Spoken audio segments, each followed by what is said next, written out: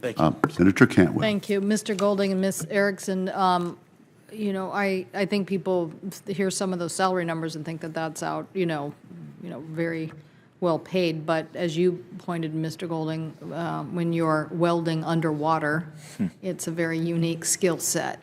But as you mentioned, Ms. Erickson, a lot of our young people can be very excited about these jobs if they know about them. So it's really about getting exposure at that high school and community college level. What can we do on the committee to help with that? I know I've been very involved with Department of Labor and Department of Energy grants as it relates to community college and curriculum development in aerospace and energy and various things. What do we need to do in the maritime space?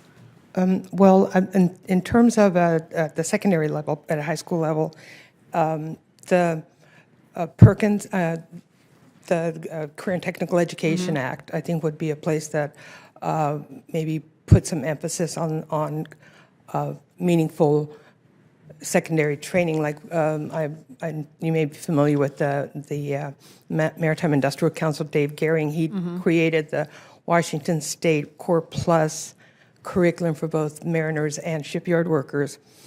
But the funding would be coming through Department of Education programs. I think you would want to look at that for secondary. I think under the new Career and Technical Education emphasis in education in general, now that's a good place to, so the Perkins Act would I just recommend initially. Mr. Golding? Yes, thank you for the question.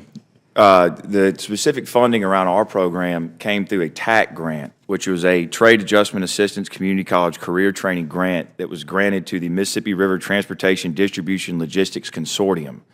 That grant lasted from November 15th to March 31st, 2017, and I have to tell you, it was robust.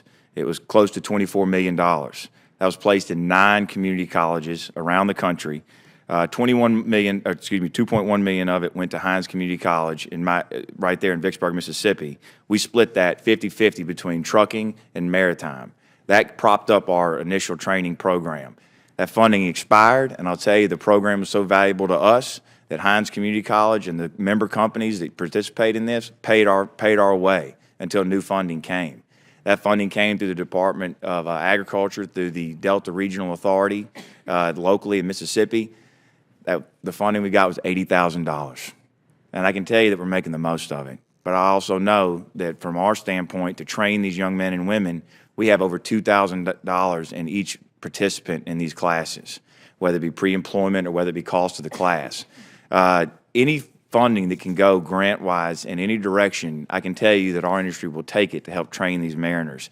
I hear it from our guys on board. Whenever we have a lapse in funding for this training and we don't have the opportunity to send these young men and women through this program, my captains call me on the phone and say, "Where are you getting these folks?" It really works. It really helps, and to your point, it really helps advertise our industry.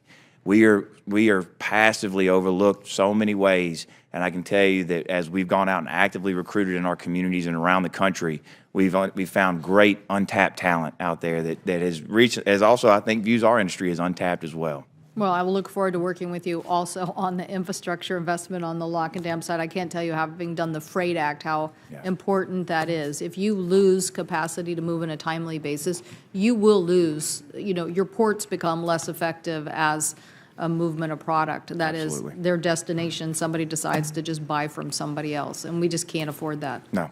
Thank you, Mr. Chairman.